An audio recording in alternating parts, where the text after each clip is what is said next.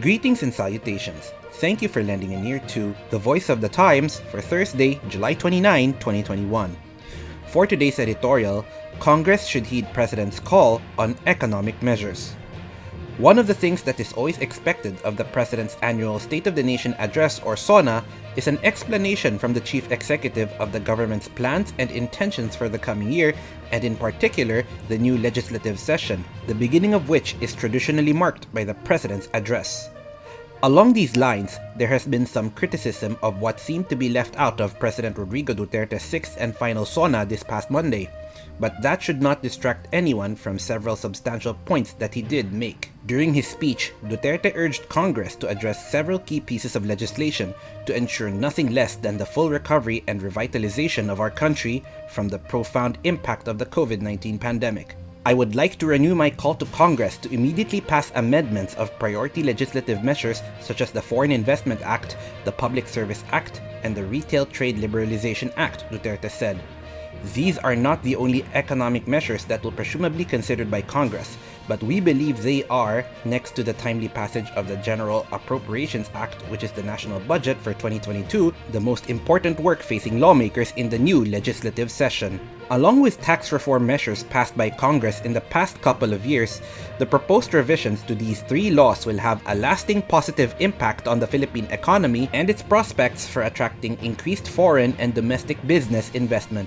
The Foreign Investment Act, which specifies restrictions on foreign ownership of businesses in the Philippines based on provisions in the Constitution, has long been criticized as being an obstacle to investment growth and the follow-on benefits of technology transfer and increased employment foreign investment can bring. The fact that many of these criticisms are aired by would-be foreign investors, along with data that year after year shows the Philippines constantly lagging behind its regional competitors in terms of foreign investment, is enough glaring evidence that changes need to be made. While there is justification for some restrictions to be maintained, for example, in areas that pose risks to national security or where the risk of exploitation is high, Congress must carefully consider which restrictions are doing more harm than good to the country and make the appropriate revisions. Amending the Public Service Act or PSA is necessary because it has in some ways led to exploitation of Filipino consumers.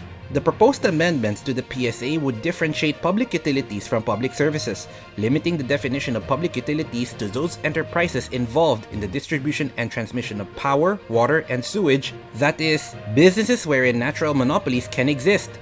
By the same token, public services would be open to greater competition, which should lead to more consumer choice, better services, and more competitive prices for services such as telecommunications and transportation. Finally, the Retail Trade Liberalization Act, which complements the Foreign Investment Act, primarily seeks to reduce the required paid-up capital for foreign retail enterprises from the current 120 million pesos to 50 million pesos.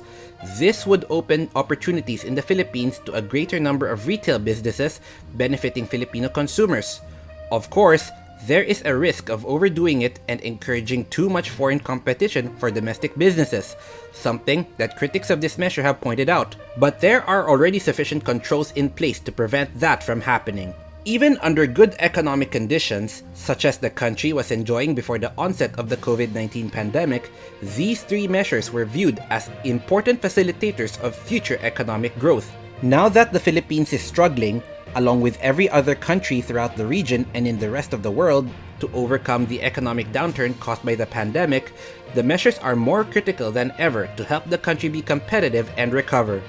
We urge lawmakers to heed the call of President Duterte in his SONA and act swiftly, but prudently, to pass these bills.